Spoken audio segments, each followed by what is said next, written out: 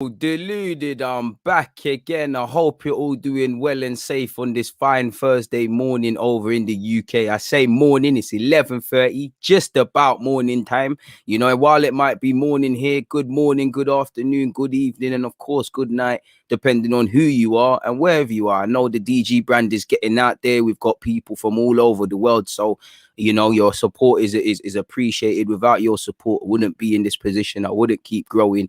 And, you know, I wouldn't dare to dream something that Arsenal Football Club can't do. You lot, you know, you lot are better than Stan Kroenke. You lot, well, I'm the owner, but you lot are the fans and whatnot. And you lot might as well be the owners because you lot push this thing. So, yeah, man, I really appreciate definitely since I've started. But in the last 6 to 18 months, there's really been some growth there and whatnot, man. And you lot gas me. You see, when I'm sitting there and I'm preparing my notes and things, and I see M in the comments saying smash the like button. I see this guy and that guy. It gasses me, people. It makes me feel appreciated. And, you know, it's nice to know that none of this is in vain, innit? So, like I said, I hope you're all doing well and safe. I hope you're all good.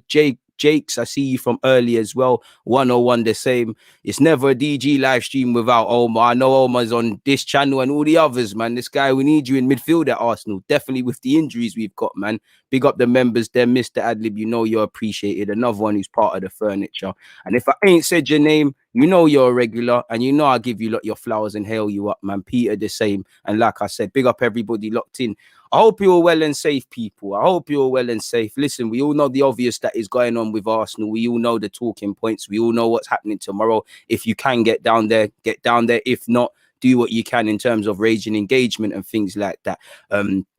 You know, in terms of this week, you know, this week sums up the last year in terms of just manic. Like this last week, maybe let's say last week as well, I have not found myself having to make as many videos, talk about as many breaking news topics, and definitely for the big up the late watchers as well. You've seen me streaming at 1 a.m, midnight, and all those sort of things there, people. So I appreciate the support, but this week's been manic, innit? You know, Arsenal are a weird club in that, you know, it's been a manic week. It's been like a transfer window of sorts with all the news. We done the January business we should have done in the summer. Very backwards, but it is what it is, people, man. It is what it is. X, I appreciate that, man. Man are saying you love my content. You've been watching me on a daily basis. See comments like that, X, I appreciate that. I'm not just saying it for the sake of saying it. I really am appreciative of that. You know, I really, I don't think I can possibly express my gratitude to not just you, but everybody. Big up my guy T as well. So yeah, people, man. In fact, MB as well. You see, this is why I love but hate streams, cause I always get distracted. I can't leave you lot hanging, man. Big up DG. Hope you're good. See you making the hood proud with that BBC appearance. Keep up the good work. I don't know about making anyone proud, but I'm trying, my guy. I'm trying, man. I'm really, really trying, man. You know. Peter said, them midnight streams done my health dirty, but it's all good. Hey, me too, my guy, because 9 times out of 10, we're streaming till 1. I'm getting up in the morning, going gym on 4 hours sleep and an empty stomach, and then it's back to the trap with this sort of stuff. So, and I apologize because, again, I really want to get my youth sort of stuff out there. You lot are going to have to wait on that one. The youth stuff will be out today. Loan report, I'm going to aim for tomorrow, Saturday minimum. It's been a manic week. I know I do a hell of a lot on YouTube, but there's a lot behind the scenes that man have to do. And it is what it is. Sandro, big up yourself. You're right, man. You're right. It was needed, my killie. It was needed, you know. It is what it is, man. The people that needed it, I'm never going to let them down, man. You have to grind. A lot of people sit there. Not that I'm anyone to give advice about a YouTube channel, because I wouldn't say mine is necessarily successful, with all due respect to you lot. But when a lot of people say, oh, how did you do this? How did you do that? How did you get to this point? It's just fucking grinding, mate. Things like that. You know, do you don't think I sat there and I'm like, I'm tired. I don't want to do this. I'll wait till the morning. I was like, no, do this thing. Go grab a coffee and do this thing. Speaking of coffee, is my coffee actually finished? My tea's not, though. So, yeah, man, big up yourselves. All right, come on. We've got India in the building, man. You know, I appreciate all of you lot, man. I really appreciate all of you lot. Just a fan has said, locked on, Deluded, the best content on YouTube. Like button hit, been watching Deluded for over a year. Consistent content every show. I appreciate that, man. And consistency is key, man.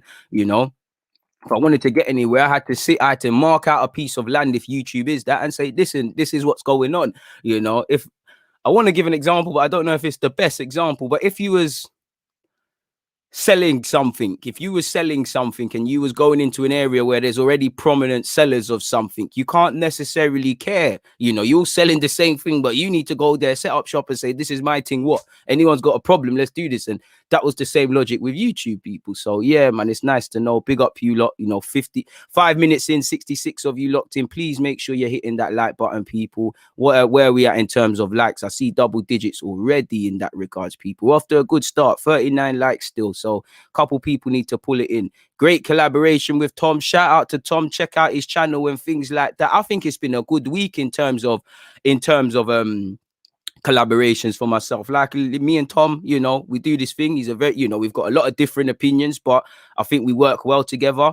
Big up Jess as well. It was nice to finally get her on my channel. That was someone I wanted to grab on this as well. And again, good chemistry. And just about, you know, Matisse and just about anybody that's been on my channel, it's because I like what they have to say in relation to their own field and what they're doing. Because I've had people that ain't got a YouTube channel on my show, but I like to know that they love whatever they're talking about. They love it. They're fans of the pure game. And I think everybody you've seen that are bust on this thing, or I've gone on their show, it's been the similar one. I'm not with this, what I call whoring business, my guy, and that man are just grabbing collabs for the sake of it, because it does get saturated. Like even me, you know, content is content, but I'm pretty sure, you know, you look on YouTube, you know, it's Joe Blogs and Sam Smith, and then it's the same guys on the other channel talking about the same thing. So it's a bit mad, man.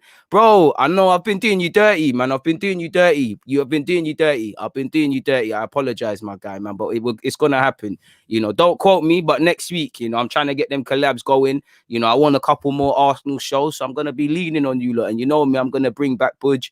You know, and Big Gunner and all of those sort of people. You know, I got some good sort of people I can contact, and it would be stupid not to keep trying to get some regular things going and things like that. Random guy said DG, AFTV and Turkish part of my daily routine. Shout out to Turkish, man. You know, shout out to AFTV, shout out to Robbie as well. You know, it is what it is. We got Denmark. X didn't even know he's from Denmark. You see what I'm saying? It's ridiculous. Max, I appreciate that praise, man. I really do. Gooner Looper said, appreciate your commitment, DG. Have you heard Arteta reveal Kroenke has apologized to him? We'll get on to that, my guy. I have kind of heard it indirectly. We'll get on to that, but I want to kind of, because I feel, while it's important to talk about these off-field business and things, and I'm not saying shut up about it, definitely not. I want to get back to the football, man, because I find myself a bit disillusioned. I was disillusioned with this football club and the season for obvious reasons anyways. Obviously, I'm disillusioned with what we've seen happen, and by God's grace, it hasn't come to plan what they were trying to do. But then when I look at that, not to make it about this, but then when I look at all the energy and all the noise towards these owners and stuff, the two are not the same.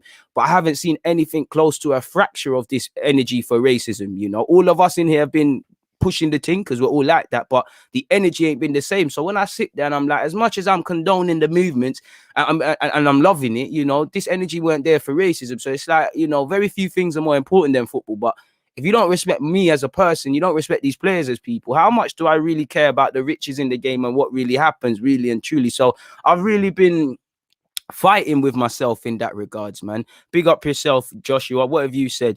Genuine Gooner, big up DG, proud subscriber. I appreciate that, Joshua. Did you see John Barnes on TalkSport? I did hear little segments and little sound pieces, and from, you know, I think with someone like John Barnes, you've got to look at the message and not the messenger. Because if we look at the messenger, not too many people have time for John Barnes, myself included. You know, John Barnes, when he's not talking about racism and things, he's kind of elite when he's talking about what he was talking about, from what I heard on TalkSport. So from what I heard, he said what a lot of fans are believing. But for me, I don't like to listen to John Barnes, because I think there's a specific reason why him and a few selected others, whenever there's conscientious topics, especially to do with racism, they're the first port of call, because they will have they will make people feel comfortable in which is an uncomfortable conversation. And as we know, you know, even the writer Henry Winter, you saw my exchange with him on Twitter. He told me to ask John Barnes, like he's the guy, like he is, you know, the gatekeeper to black opinions on racism. Like it's silly, and we won't get anywhere with this racism talk unless people are able to have conversations without being offended. It's a bit the same, it's different, but it's a bit like when women talk about men. A lot of men sit there and feel like they're personally attacked, when if it don't apply to you, it's not really a thing. Until we can get to that ground, it's a myth, people. Big up everybody locked in. I appreciate all of you lot, man. I appreciate all of you lot. Bro, the less said about Kroenke, the better, man. He's a waste, man. Chase, trust me, my guy. Trust me, my guy, man. Trust me, man. The Jim Gooner TV, big up DG, smash the likes. Look forward to having you on my channel or being on your channel one day, 100. You know, let's see where it goes, my guy. Let's see where it goes, man. You know, man, I would love to get your opinions in, people. Let's crack on, though, people. You know, I know there's a lot of you see the thumbnail, you know who we're playing, you know the injury issues and things like that. We don't know who's going to play up front. We don't know who we want to play up front, and things like that. I'm sure you do. I kind of do, and things like that. But I think with that being said, we might as well crack on into the I was about to say player ratings. That's how I'm so used to saying that sentence, but we might as well crack on with Everton versus Arsenal now, people, as much as we can focus on this football stuff. Now, as I said to you guys, people, if I share my screen, give me a second. As I said to you guys, people, I'm not going to lie, my motivation for football is on the floor because of what we're seeing this week, because of what we've been doing all season, just because, you know, you know, it doesn't matter if you're putting physical money into Arsenal, emotional money, like emotional currency, taking it in, like Omar is saying on his lunch break, he's taking in my vid, but this has to do with Arsenal. I think a lot of us are tired now, you know, because our energy isn't replicated, and I almost feel a bit helpless in that. There's no point me really getting angry because you lot are not trying to change and things like that. And I just find myself here with another game, you know, ninth place Arsenal against 8th place Everton. There's plenty of reasons I would love to win this. First things first, you know, the way people speak about Everton with respect, you'd think they're the best thing since sliced bread, since whatnot. And they've been slowly, steadily declining this season and going down the table. They're still got full of admiration for Everton and their fan base.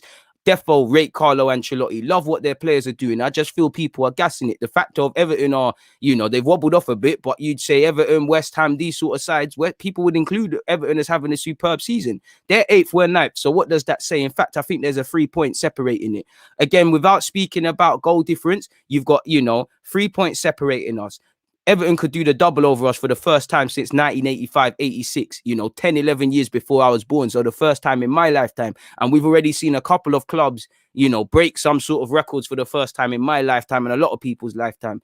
Don't attach yourself to a negative part of history. For these Arsenal players, you lost the game. You know, I'm pretty sure I'm getting bored of it as well, people. I'm sitting there and I'm saying the biggest thing these players can do is self-learning. If you didn't win the first game against these lot, go and look at them, innit? You know, go and look at them. And I look back to that Everton game. We were in a poor bit of form and all of those things. But I think we lost it because of game management. You know, we didn't start well.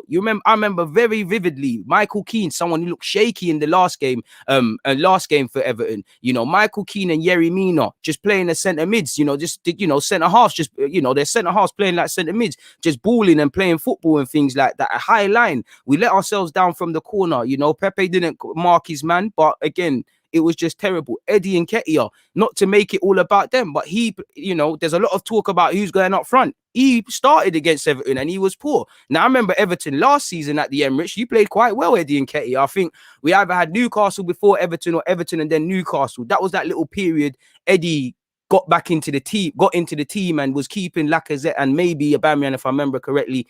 No, Aubameyang was on the left them times, but Eddie was forcing his way into the lineup.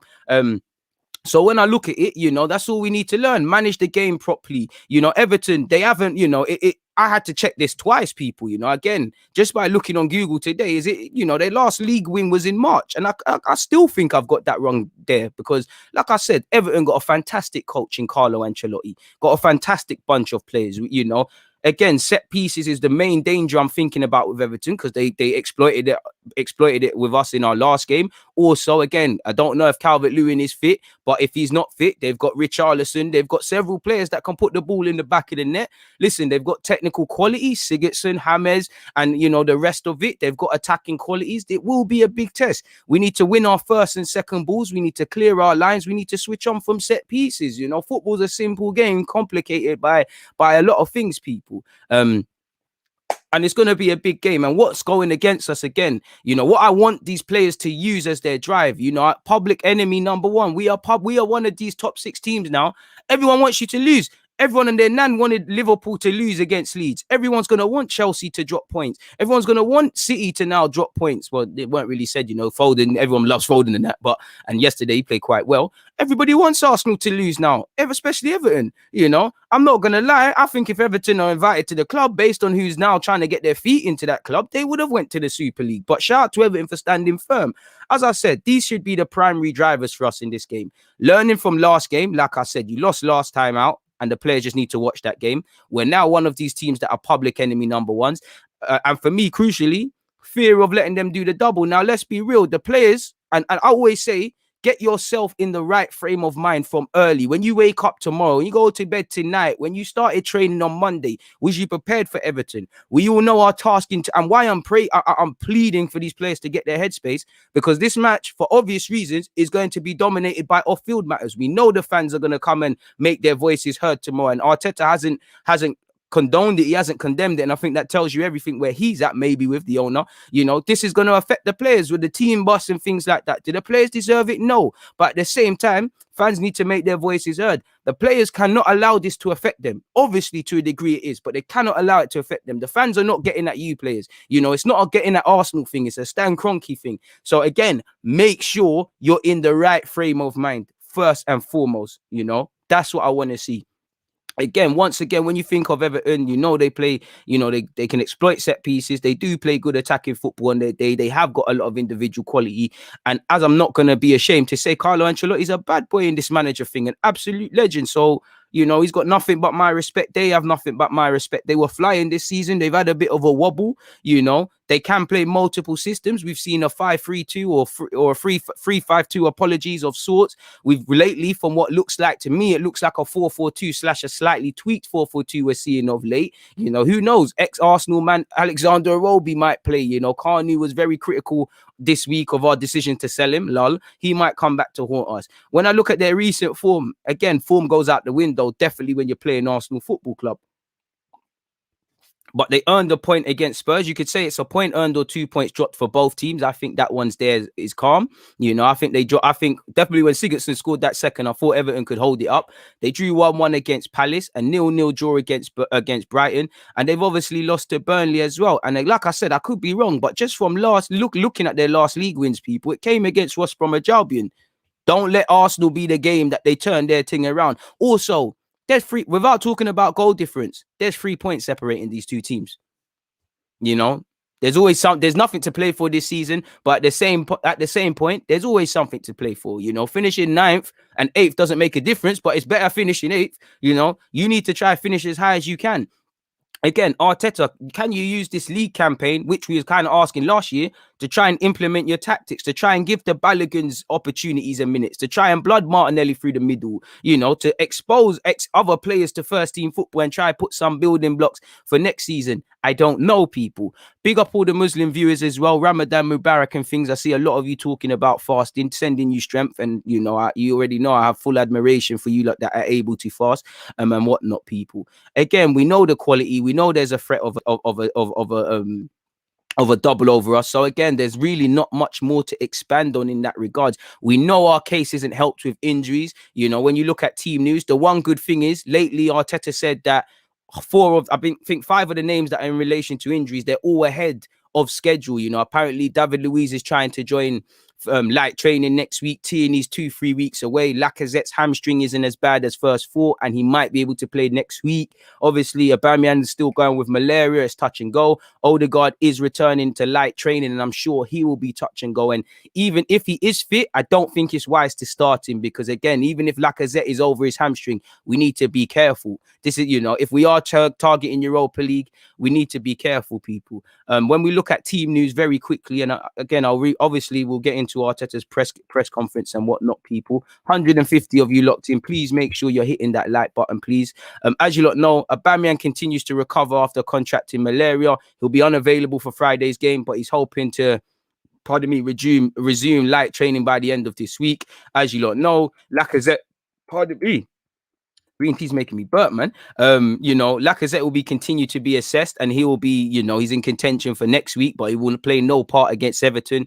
David Luiz still got an issue with his right knee and will be trying to get back into next week. Obviously, Odegaard is now back in light training and he'll be assessed ahead of the Everton game. And he's another one we've kind of messed around with his fitness and it's kind of not helped us. So again, if fit, use him. I wouldn't start him, but use him. Tierney, big up Tierney. And again, for Tierney, the quest is just being fit for the Euros, in my opinion. And if possible, playing some part in the Euro finals, assuring we get there. But fitness is first. You know, he's got ligament injuries. Same with Lacazette, David Luiz, Odegaard. Bring man back when they're fit.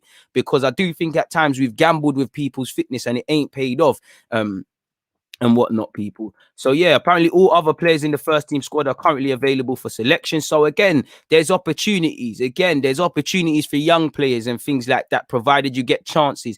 I actually feel he'll probably go with, I hope, Martinelli, but I think it will be Eddie and Nketiah through the middle, Pepe and Willian on either side, whether you want to say left or right. There's a case for me to actually put Smith Rowe on there and just go with a flat midfield three. I know it's boring. I know it hurts people. I know it's painful to watch. I know, but there's that possibility. For me, it's Smith Rowe through the 10 people. But you know, let's get on. And I'm sure a lot of you would like to know the age-old question here for me: who plays up front? Do we go with Eddie Nketiah, who I would say is the safest choice for Arteta, purely because he's played the most up front out of the three real names, 5 names I've said there. Williams played as a false 9. There's a lot of talk for trying Pepe out there, people, whether you want to or not.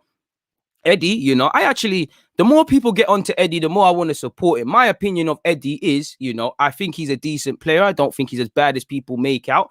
I like him. I just don't feel he's got enough in terms of, especially when I look at Balogun, who ain't really had that much opportunities.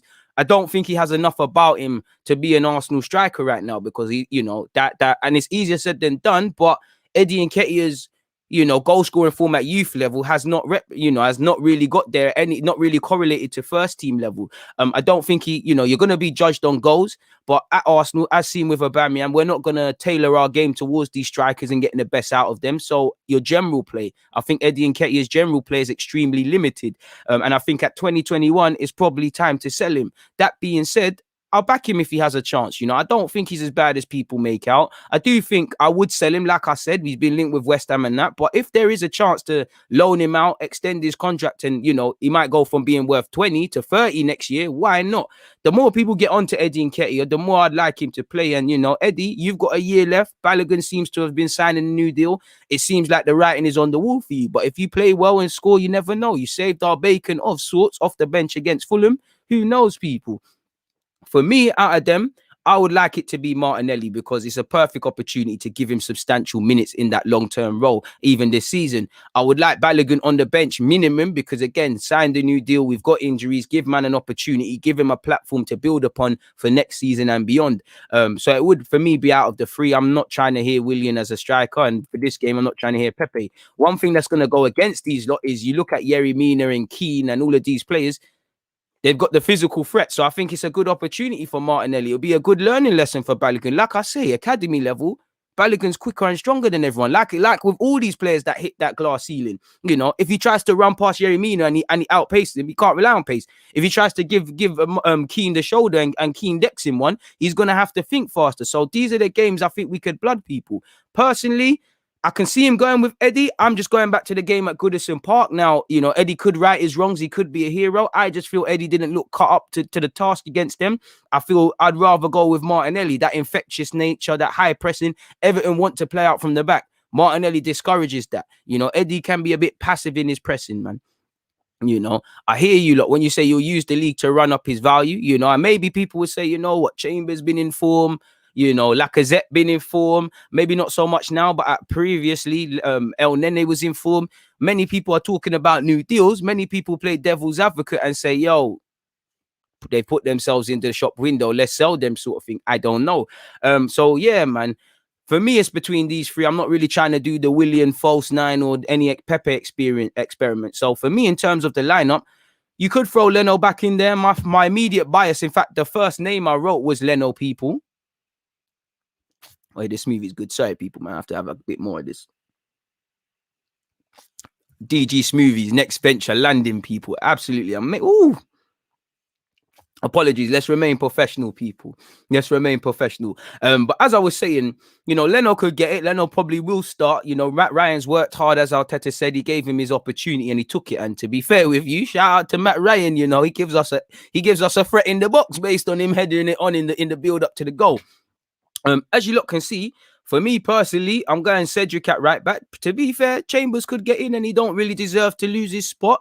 But I'm just not really feeling the Bellerin one. I would not mind Chambers there. So I'm going to, I'm going to put / Chambers. Chambers has been in better form and he deserves it. But I just feel Cedric is more of a natural choice there. Gabriel and Holding would be my centre halves. You know what? To be fair, Gabriel could come out for Marie, To be fair with you, that's probably the one that probably has to happen. That's probably the one that has to happen, to be fair with you. So I might say, I might change that to Holding and Marie. I'm going to stick to my guns. Gabriel's my guy. So I'm going with Holding and Gabriel. Big test required from them. And I think what Marie might lack in pace, he makes up with experience and reading the game. And it's a game where I need man to read it. As much as I'm talking about crosses, people, to cross the ball, you've got to put the ball into the box. To put your head on it, there has to be movement. Marie's a tiny bit better than Gabriel at reading the game. It's still not levels. There's been times it's been a bit of a madness, but you get the point, man. Again, I don't blame you lot for if Ryan started. I think Leno probably should go back and go, but maybe the penny might drop on Leno to improve. And really, Matt Ryan ain't done nothing in literally the 2 appearances I've seen from him in an Arsenal shirt. I don't think he's done anything, man. I don't think he's done anything. X, I hear you. I hear you with Gabriel and Holding. It as of recent looked shaky, but a few weeks ago, not that you can go back, everyone was saying, yo, it don't matter if it's Holding, Gabriel, Marie, everyone's wavy. I'm biased to Gabriel in it, so he's always going to play for me. I think he's the best centre-half at this club. I think he does need a lot of work, but I think he's raw. Either way, I think Marie has to play as well. But I just want Gabriel in there. I can't lie to you. You could even move Chambers and go with Chambers and Gabriel. But again, where we're at in the season, I don't think Arteta, not that we have anything to play for really in the league, but I don't think Arteta is going to try these new centre-half partnerships. So Gabriel and Marie, 2 left-footers, Chambers and Gabriel, I don't think it's going to happen. Maybe even Chambers and Holding. We all know how dreaded that could be, That was a dreaded one, I'm sure. So yeah, man. You're right, man. They are good together. It is true, man. But that's why, for me, I think we need a next centre-half. I think Gabriel should start. He'll be able to keep up with Richarlison. Yeah, Brazilian versus Brazilian. It could be an interesting one. Very raw, but we knew that.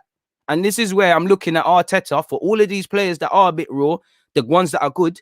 Can you take the rough diamond, edge it out, make it actual diamond? What we're going to do for the Saka to the next level and all of these sort of things, people. So, yeah, for me, I hear it if Xhaka goes at left back. He hasn't been tested, He hasn't really been tested and he's held it up. I am still cautious for when he plays a 1v1 demon. I don't really want to take Saka out of the attacking lineup, but I just feel because of what Everton tried to do, and typically if they go with a Seamus Coleman, who should start based on how he came off the bench against Spurs, and they go with Lucas at left back, it's going to be more of a direct threat. And I just feel Saka is more athletic and able to do that, and he's more of a natural fit. Also, take nothing away from what Xhaka's given me in his 180 minutes. I just think that last game highlighted how much you lose Xhaka in the middle, as much as whatever it is, people, I just feel we lost a lot with Xhaka in the middle. I did think we obviously lost a lot with Partey. To be fair, based on the game where it was Partey through the middle and Xhaka left back, it shouldn't be a thing. But if we, it shouldn't be Ceballos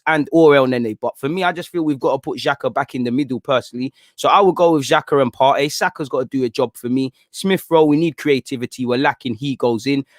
Personally, for me, if my front three, it would actually be Pepe on the right, Martinelli on the left. I'll give Balogun a little start. I don't think it's going to happen. I think it's going to be Eddie, but these are the games where if Balogun, you start. If you do your levels, you show your levels. You get more starts, but I want Balogun to know just how much he needs to improve. I don't think coming on in the Europa League and playing under 23s is going to tell you your whole level. I think playing against physical threats like Michael Keane and Yerry Mina, he's going to leave that game in whatever capacity he plays, knowing what he has to improve and what exactly he has to do to improve. So, and I just feel there's nothing to play. I hate saying that because there's always, we're playing for pride, but there's nothing to play for. You might as well blood guys through. So I think Balogun provides that opportunity. Eddie will probably be the one to start. He came off the bench against Fulham. You're paid to score goals. He come off the bench and scored. that will probably play a part in Arteta's thinking, in my opinion. But I'm going with Pepe, Balogun, and Martinelli. Personally, as you lot can see in here in brackets, people, I think it's going to be Pepe, Eddie, and Nketiah, and Willian. Personally, people, again, part of me feels Arteta might do a thing where he removes Martinelli. Martinelli might have to hold the bench. He goes with Smith Rowe out wide. Be fair, that would probably mean, you could go with Saka on the left and Eddie through the middle, Hay Lenting. But I think he'll do that. And there's a part of me that just feels he'll just go, you know what, F it, man. Flat midfield thing. Xhaka will play left back. And then I don't know what that would mean for Saka. That probably means Pepe out, really. We'll address that in a sec. But I can see him going for that, I can really see him going for this. And the front three, I'm not really a fuss with it, but I could see him doing that. I could see him doing something like that. But I would like to see that, but I don't think Balogun's name will be there. It will be Eddie. I think we'll see that. I think, like I said, we'll see this. I think that's what we'll see. Again, I hope Odegaard is fit enough to be on the bench, but I don't want any injuries, people. So leave it at that. So that's what I think in relation to the lineup and whatnot, people. So it is what it is. We've been here for a minute. Please make sure you're hitting that like button, people. Please make sure you're checking out the pin message. Watch along business tomorrow. It is what it is in that regard. So that's that in relation to my part of the preview. I want to get into Arteta's press conference. Let me see if Arsenal.com have been kind enough to actually update that, people. Where we at? Yeah. We're excited about how we can finish the season. So let's start with this, people. Press conference. Let's go put Super League, Everton, season end. To be fair to you, I don't think he's going to start. He ain't used him in a while, but this is the reason. This is why I think he's going to use him. He ain't played him in a while. He probably think, you know what, let's give him a chance. I think William probably will start. Big up yourself, Zach. The problem I've got with Eddie is he couldn't even challenge Bamford when he was at Leeds in the Championship. To be fair to you, I agree. He does need to go on loan. I agree with what you said about Bamford, but same way, football is a game of opinions. And to be fair to Eddie, I'm not saying he set the world alight, my guy, but he did, to be fair to you, he backed himself. He didn't play at Everton. I was looking at him like, yo, you need to go on loan in that January. For whatever reason, he elevated his squad status last year. He kept Lacazette out the team. So we've got to be fair. I might not necessarily believe it, but Arteta has to have seen something. So I do think he needs to play week in, week out. I do think it's not helped him being on the cusp of things. I don't quite think he's Arsenal level, but I don't think Eddie's as bad as people make out. I just think he's a victim of other people and more flavour of the month and things like that. So it is what it is. All right, Frederick, get on to them. Half of you haven't hit this like button, people. What are you guys doing, man? You lot are doing the guy dirty, people. What's all of this? How many likes are we on? We are at only 106 likes, people. That's terrible, man. You lot do not care about the engagement levels. I apologize. Apologies, Black, to hear about your cat dying, man. I apologize for that, man. Hopefully he gets gems. Please don't spam, Mustafa. Please don't spam, my dude. Please don't spam. You're going to ruin the little chat we've got going, man. Everyone's having their opinion. I'm doing my best to take them in, man. Hi, how are you? Martinelli, Pepe, Saka. I pray Laka be fit. Do you know what? Even if Laka's fit, let's just leave him for Villarreal. What's the point, man? I agree, William isn't my flavour of the month, but it is what it is. Ryan is saying, I think we should give Balogun a chance up top. Eddie has had enough chances, not bad, but not amazing. Use the league to run up Eddie's value before the summer.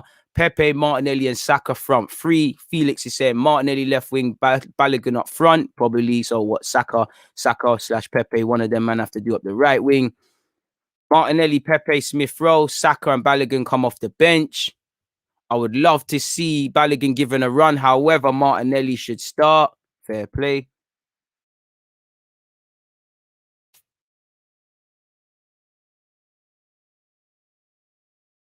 Is what it is, man. He got deluded. Sorry, but for me, I don't want to see Saka at left back anymore. I know he's still young, but for me, we need him closer to goal. And is it really good for his development? Yeah, it is, because he's playing everywhere, really. And he's an intelligent man. We know he's a right winger, but we need things that can be done. And I don't think it's harming his development at all, really. It's when you're not good and you're playing everywhere, you have a problem. Like Saka's an intelligent man. I'm not saying he's Kimmich, but nobody's going to sit there and say it's harmed Kimmich's development to play left back and full back and midfield.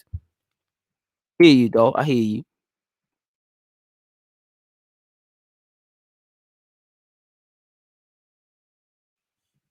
Love for that, LA man. You still going to do your picks for the England squad for the Euros? Yeah, but I don't really feel like it right now, if that makes sense, man. What other Premier teams would Eddie start for? I don't know, and I don't care, my guy, really and truly, you know. It will depend on whether he sees the rest of the Premier League season as an experiment and prep for next season. You can make a case for that with an eye towards making sure your best 11 are ready for the Europa semi. Facts, facts, and more facts, man. We can beat their midfield. Partey as a lone defensive mid. To be fair, they do have a lot of energy. You know, Sigurdsson if he plays in midfield, Hammers if he plays. Tom Davis is a builder. You know, he's a piano pusher, as I say. He's in there to put a foot in. We have to learn our lessons from last season, man. You know. I'd like to see all pace up front. Pepe, Gabriel, Balogun put Everton on the back foot. Can't disagree with that at all. Can't disagree with that, man. But let's get into the press conference, people. Let's get into what Arteta has actually said, allegedly. What's going on there, man? Hey, yo, what's going on? What the fuck? Yeah. Keep it like that. It's getting a bit panicky, people. Season end as well. Man, I'm looking like I can't spell and that. Come on. What's going on? Anyways, people, let's see exactly what's been said, people. Mr. Mikel Arteta on Everton, team news, Villarreal, and more. You know, spare a thought for Arteta though, because this 18 to 12 months for him has been hell. There's been some highs, there's been a lot of lows, there's been a lot of things that you as a manager don't think you have to account for. It's been a madness, man. You know, disappointed in Arteta, confirmed he's just a yes man. To be fair, Rich, what could he say? And I don't think, to be fair, you could say that, but I don't think, from what I can see, or the sound bites, I haven't read and taken it in properly. I don't think that's the case, people. On the latest news, as we all know, it's a bit unfortunately he said that these people are injured. He said we don't expect them back for Everton. I think we have a doubt with Martin a little bit. Let's see how he is today in training. The rest will be out and get them back in the team as quick as possible. On keeping the players focused in training during this strange week, which for obvious reasons has been strange. He said, I'm getting used to it. Since I joined, it's been a roller coaster and more things have happened in those 18 months than probably in the last 20 years. Dealing with it, trying to maintain the unity and commitment of everybody. And one thing, I think Arteta is going to have a problem, or should have had a problem with, when I look at wage cuts, how ex-players have been left out to dry, you know, with what we've seen this week. Maybe these players believe wholeheartedly in Arteta. They rock with him, but they're sitting there and saying, Arteta, listen, we rate you, but have you not seen what the owner's on? So I feel sorry for him in that regards. Even if they are motivated in his thing, do they really feel motivated knowing who owns this football club and all of these things? You know, so let's see what happens, man. You know, the Jim Gooner TV, I can't disagree, man. I do think there's an element of that, you know. I don't agree. He said all he could without stepping over the line, back the manager and back the players. You know, I can't disagree. We need to remember at the end of the day, this is his job, it's his livelihood. It's very easy to demand what other people should do when we're not in that position, right or wrong. But nonetheless, people, it's been a hell of a lot. And like I said, from a sporting point of view, just the chaos of it, the only person that's going to benefit wholeheartedly, regardless of what happens at Arsenal with under his management, is Arteta. This is going to make him a better manager. He's jumped. Listen, he can barely swim, you know, because he's inexperienced. He's jumped into the deepest end of the pool with no lifeguards, and sometimes he's lifeguards or whatever. Sometimes he swam, and then sometimes he's drowning. He's using all his energy, putting his hands up and whatnot, you know. So it is what it is. He went on to say, he tried to say, trying to maintain the unity and commitment of everybody, trying to be clear and transparent with the news that we have, and trying to move on. It's been a really challenging week for everybody in football world, but we have to move forward. There are a lot of lessons we can take from it, and we have to learn and probably reflect and put football in a better position. On how big the game against Everton is, he said again, they are having a really good season. We are not getting the results that we want, against Fulham, where the result was disappointing apart from the performance. All right, man. Which, in my opinion, we totally deserved to win the game. We didn't. We didn't do enough. We didn't deserve to win the game. Again, Arteta were nitpicking incidences in that game. Yes, VAR did us dirty, but away from VAR, did we do everything as a football club to take 3 points off Fulham? No, we didn't. So, a bit of honesty, a bit naive in that for me. But anyways, we need to win every game now in the Premier League to give us the best possible chance to be in Europe next season through that competition, bro. You lot should have been on this when the year turn, with the turn into the new year. It's done now. It's done. I hope you can. It's done. You know, we're playing for pride. We're playing for credibility. Finishing 7th, you know, would be great. Finishing 8th is better than 9th, but you lot are rock solid to be, you know, part of it. More continued failure. It's as simple as that. You know, it's absolute crazy. Moving on, he said, well, we've already read that. He said, on whether it's special for him to face Everton. Yeah, it is, but you know, F the romance, Arteta. It's none of that. I don't care about none of that. Shout out to Everton, but none of that's got anything to do with me. You're the manager. Go and be ruthless. I've always had an incredible, I had an incredible 7 years over there. There are a lot of people there that I love, a lot of feelings towards the club, towards their supporters, and I'm always grateful because I had some amazing years there, and I'll never forget them. Trust, but it's irrelevant. And whether we have momentum after 4 games unbeaten, subjective, but let's see what the gaffer said. Yes, I think we do, and the way we are playing as well, but the Fulham game, not winning that one was a real shame for us because that would have put us in a much better position. But we have to move on. We still have to play for a lot in the league, lol, and play in the semi-final of the Europa League, so we're all excited about the way we can finish this season.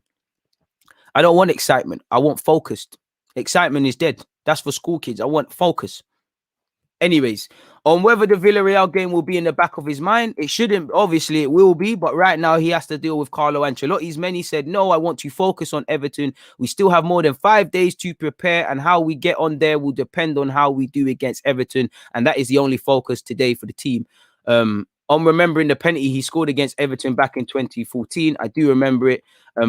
You know, it is what it is. That's a bit irrelevant. On when he found out we were signed up to the Super League, and it is I do think the manager and the players were hung out to dry, but definitely with Arteta, I do think he was told some rumblings because, as we know, he's gone from being a head coach to a manager.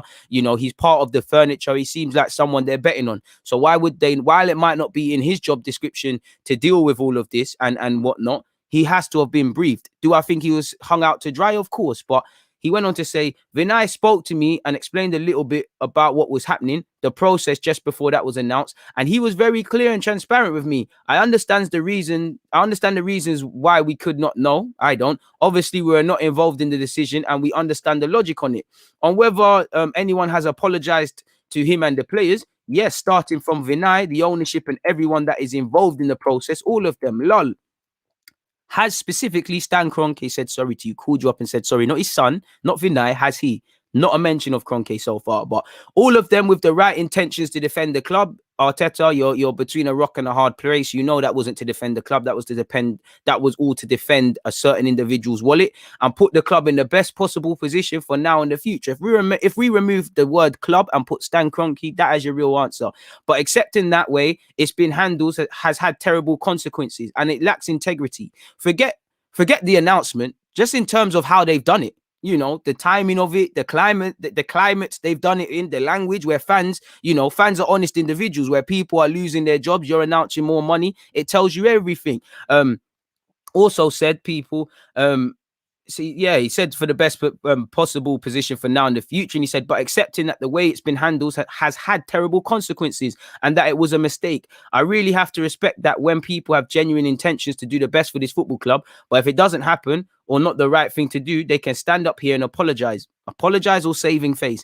I'm speaking for myself, and I think the players, staff, everybody working at the club, we have to accept and move on. The way it's been handled has been really good internally. Has it? Because we've heard from several news sources, the players only in the last 24 hours or things like that, have they mentioned specifically that these players have been briefed on it? Arteta's between a rock and a hard place. I'm not going to lie in there.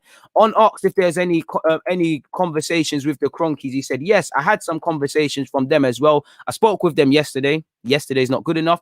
And those communications were in the same terms. As always, every time we need something and every time something is happening, they are straight away ready to act, to give the answers they can, to give us the support they can. They've done it again. They're paying you. You don't want a P45. I can understand why you're capping a bit. And again, on whether they've apologized, people, yes, absolutely. Obviously, they have maximum responsibility for running the football club. This is what they said. They apologized for disturbing the team, not having the capacity or ability to communicate in a different way earlier and explain the reasons why. They wanted to pass on the message to the players. That's all you could ask for. The way they've done it, I have to accept it completely. You have to accept it because that you could do. And if there is now mistrust between the fans and the club, this has been a big lesson, and it shows us the importance of football in the world. It shows us the soul of this sport belongs to the fans, and that's it. Well, it might do, but you that same soul, you're relying on the fans' purse strings and their hearts. You know, look how UEFA's conned a lot of footballing fans about we're trying to be the good guys and whatnot. Many fans are going to be in for a rude awakening when you see UEFA's BS in the next couple of years or even whatever. During this pandemic for a year, we've been trying to sustain this industry with no fans in the stadium. But when the fans have to come out and talk, they talked really loud and clear. They've sent probably the strongest message that has ever been sent in the footballing world. Every club leaving their interests apart have done in the right thing, which is the fans are the ones, we have to listen to them. We put it out and within 24 hours, they killed the project. That's a massive statement in the history of football. I don't think the project's dead. It's probably just going to be reworked. Maybe this project that we've all up in a fit about, maybe this was a decoy, a smoke screen to actually go from what the club's actually doing, because we've known about this for months. Like I said, I wanna be one of these guys that think, you know, it's a victory for football. They've seen how stupid they were moving and all of these things. But same way, you know, let's be real with ourselves, people. If you've been planning this for months and you know the backlash, you know what's going to happen, possible sanctions, they're educated. They're not just going to back out randomly unless it's either coordinated or they've got what they've wanted, people. So make of that what you will, people. Make of that what you will. On if the big club could have an argument against facing sanctions, he's obviously going to say, I don't know the legal details to respond to that question. He's a footballing man. Vinay needs to answer that. On why Arsenal thought it would be a good idea to join the Super League. Well, I don't know. I know the people who work in the organisation. First of all, they are very caring for the interests of the football club. Secondly, they are very intelligent and professional people. So I'm sure they had the right reasons to start something, but it didn't work. Or it wasn't the right time, or it wasn't done in the right way, or it was time to step back. It says a lot about the people who are involved in these decisions, again, to undo something straight away and to show the importance to people that they are really important in this industry, which is the fans. Great way of putting a positive spin on that tosh. They tried to sell us up the river. Let's call a spade a spade. On if he thinks the Super League will happen, personally, I don't really care about that, people. You know, I'm not going to read out everything. I'm going to get back to this. I want to see how long this document is, because I have a real tough problem dealing with cap, people, if that makes sense. So yeah, I have a problem dealing with cap, as I just said, people. But where is it? On how he thinks trust can be built with Arsenal fans, he said, well, I talk with my experience since I was a player, a captain, and now a manager. We've always had great communication and full support from the ownership. And to be fair to Arteta, one thing he's tried to say is that we all need to be singing from the same hymn sheet. This has set us back a million years, really. He's also said, we've always had great communication and full support from the ownership. That goes down to every member of the football club. And I think the most important way to show it is that in the most challenging period of football club during this pandemic, the way we have done things and the things that we have reached out as a club and the commitment every single person at the club has shown in difficult moments. Lol. Not just to be there, but when they've had to help the club, we were there. That makes me really proud. I think I'm going to leave that paragraph where it is, people. We know it's important not to pick up any further injuries. We know Everton and versus Arteta and Everton's always going to be special. On asked on whether he agreed with joining the Super League, he said, I don't know anything about it. I was informed during the last few months that there was some conversation. So you did indirectly know about it, maybe not the details. He also said, I didn't have any detail to elevate or have an opinion on it. Obviously, before I could start to read and understand what was happening, the project was dead already. Lol. On the concept, and if he agrees in it, I don't understand the concept yet, and how that concept evolves and how that concept allows other participants to join, how this is shared and what the merit behind it is. I didn't have the information on it being a closed competition with guaranteed membership. He said, I think the competition and the ability to participate has to be earned, and that has to be earned on the pitch. I always believe and defend that. So that's close to what he's honestly feeling he's going to tell us. On Arsenal's apology, showing communication with the fans needs to be improved. It doesn't, because Stan Kroenke doesn't. It's not a priority, you know. Improving communication, having transparency. These are things that Stan Kroenke doesn't want here, or they wouldn't be here. You know, he became full owner in 2018. Go back to 2018, we're probably talking about the same thing. So absolute nonsense here, man. In a club like Arsenal and football in general, we have to understand them. As I said before, I don't want to repeat myself, but this has shown the importance of fans in world football, and they are the soul of this sport. We have been the soul of the sport, and you've been killing us time and time again. Not you, Arteta, but the people involved. On the impact of the squad, he said, I don't know. We tried to speak to them and we had conversations with them. He's never going to reveal the inner details. He said, Vinay spoke in front of all of them and explained what happened. So hopefully they are in a good place. It was a big shock for all of them at first to go through, a lot to read and a lot of opinions and a lot to digest, but it's not an excuse. We have a game tomorrow and this is the most important thing. Let's go and beat Everton. On whether defeat on Friday makes the Europa League our last chance for qualification, he said, I think mathematically it's possible and we'll give it a go knowing it doesn't depend on us. On whether he was worried about how fans would react to the news, he said, it didn't give me much time to be worried because I saw the reaction straight away. So it wasn't just what will be my perception. It was loud and clear that no one was having it. So I think by the time it came out, it was already dead. He said he spoke of, Pep Guardiola isn't really relevant to this, so I'm not going to waste time with it. I don't really care what Pep thinks in relation to this. Big up Pep Guardiola, of course. We've spoken about that. And whether he feels let down by the owners. Now, again, he's not going to say what he really feels. He says, no, I feel very supported by everybody at the club. Do you? Because it took forever to bring in Partey, took forever to get rid of Mesut Ozil, took forever to find creativity. You said you allegedly wanted a more attacking sort of midfielder. What did you get? Do you? I know that this is a distress call, in my opinion, from Mikel Arteta, but take what you say at face value.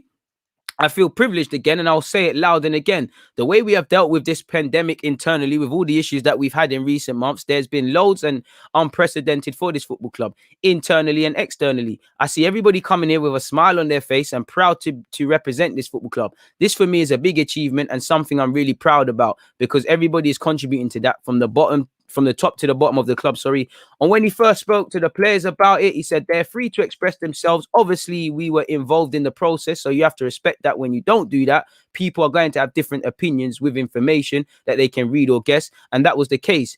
Hector made a post and he was free to do it and expressed his opinion on whether he hopes players won't be distracted. Well, I will try to prepare the team in the best possible way. So that isn't the case. We know that we might have a situation outside the stadium because our supporters want to express their feelings. And our job is to make the team as focused as possible to perform on the pitch, people. So make of that what you will. That is Mikel Arteta's opinions on Everton, on the Super League, and on the end of the season, actually, people. So you lot can think it's cap. You lot can think he's telling the truth. I don't care what you lot think. I'm not telling you lot what to think. I just want you lot to think, people. So let me know what you lot think of that, people. Make of that what you will, people. It is what it is. On that as well, people. Like I said, we've got a battle in it. We've got a battle, people. We have a massive battle. And as you lot know, silence Stan Kroenke, and it looks like he's hacking my system because it won't even scroll down. Apparently, we all know he has no intention to sell, but apparently the protest Arsenal fans had planned for Friday's night game with Everton will still take place, with the target now Stan Kroenke, the owner who did not put his name to the club's apology on Wednesday, which shows that. And I mean, he sold out Vinay because Vinay is going to be the Wolves now. There's a press conference thing. He's even sold out his son now because his son's going to come and talk, and I guess the Kroenke name, he sold out Arteta and the players by not briefing them. This 73-year-old doesn't give a crap.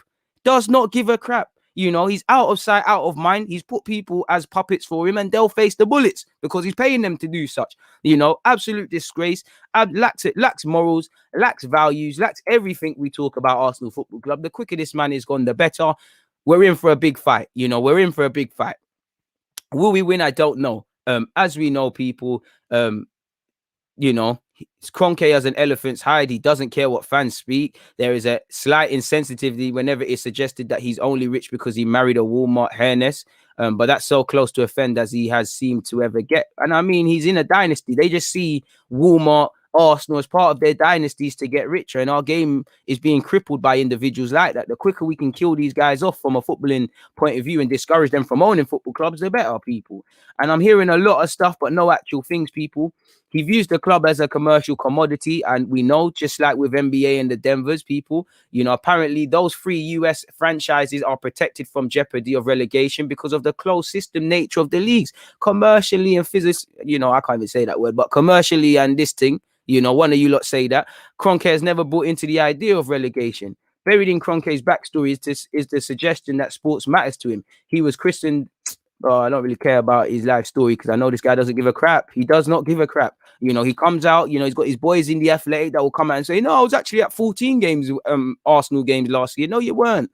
Do you even know your way to Arsenal's train station from the stadium? That's that's what it is. He made a commitment to speak to fans. How many times has Stan Kroenke himself directly spoke to fans? This tells you everything, people. He's a big picture businessman. He wanted to monopolize football in the same way they're doing what they're doing over there in the States across many disciplines. He's a cancer of this football club. He's poison, and the quicker he leaves, the quicker he ceases to be this club's owner, the better, people. But until then, we're in a vice lock. So this protest, it'll be the first of many. We need protests. We need tangible reasons to get him out there beyond this noise, because he's briefed for it. He's been briefed for it. He's been getting protests. He's probably thinking this all blows over. So the energy needs to be maintained. If you're not at the protest, keep it going online. If we were to win the Europa League, keep it going. It tells us everything, people. It tells us everything where we're at with this guy. And he makes me sick. Like, it makes me sick, people. What else could I say, man? What else can I tell you? What else can I say that you lot don't already know, people? What else can I tell you, lot? Again, this is why you shouldn't take shortcuts in life. I tried to just save myself typing that, people, but it is what it is in that regards. Silent Stan Kroenke.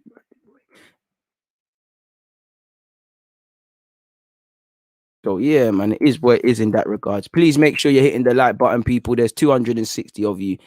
Did you see the story from Caval on Sky about how the owner of a top 6 team went to a game and had to ask which club it was? It probably was Kroenke, but I can't lie. I think Caval is capping as well, and I find it very funny when him and Gary Lineker, are saying it's a win for the good guys. What wins? It's a win for you lot, because Sky Sports and BBC and all these corrupted people, they keep the Rupert Murdoch media business alive. Absolutely amazing, man. Bro, I'm angry as well, man. But we've got to turn our anger into a tangible way of getting this guy out of the club, man. Oh, he is a politician. He is a mouthpart, man.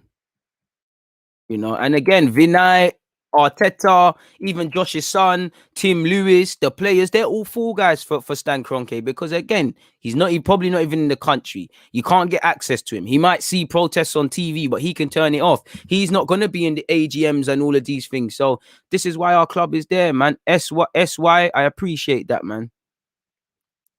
Trust, I don't expect him to do a Mazzolini, but it is kind of just words, man. Listen, big up to Everton, but none of these clubs are people's clubs. They just all acted in self-interest. If Everton were offered, they probably would have went. And the same goes for every club. They just ain't got the juice. Look at their owners. Like, come on. They just ain't got the juice, man. You can't ask any more from Arteta without wings. He didn't have a starting 11 every week. We accept goals from individual mistakes. Okay? No one expected him to draw him out, man. This is what I mean about misplaced anger.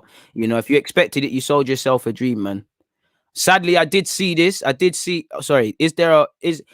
this points deduction real, or are people winding us up? It's probably threats. I don't know. Usmanov will get involved at Everton if he could. They will all have their hands out, It's just some man ain't got the juice to get invited. If you never get invited to a club or a rave, if someone don't invite you to a birthday party, you're going to say the birthday party is dead anyways, It is what it is, bro. Half of these teams would have lapped it up.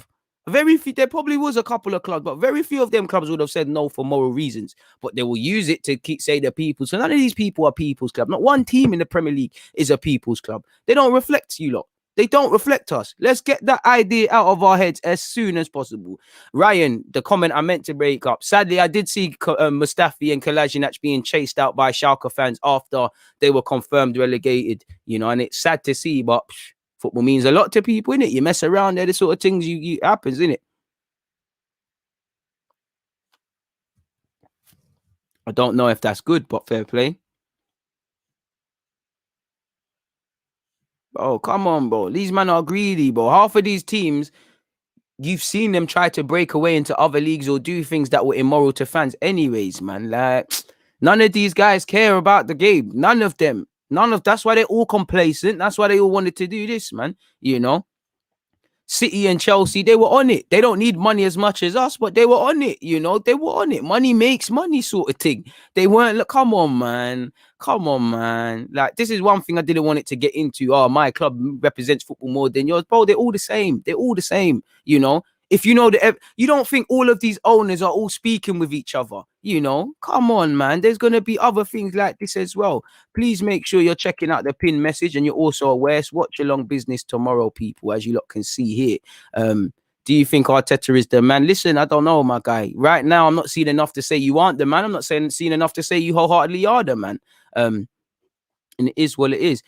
My guy, you're going to have to scroll back. I've already answered that question with respect. I'm not going to go over the same things once again. Nonetheless, big up yourself. As you lot can see here, it's Watch Along Business tomorrow, people. But I can't lie to you lot. I'm going to have to cut this one short because, love for that, Christian. But I'm going to have to cut this one short because I'm going to be on Rancy's show soon. I need to grab some food and whatnot. So we're literally going to stop dead on an hour. No, I'm not normally a stickler for time. I'm not normally a strict one, but we're going to be in that regard, you know.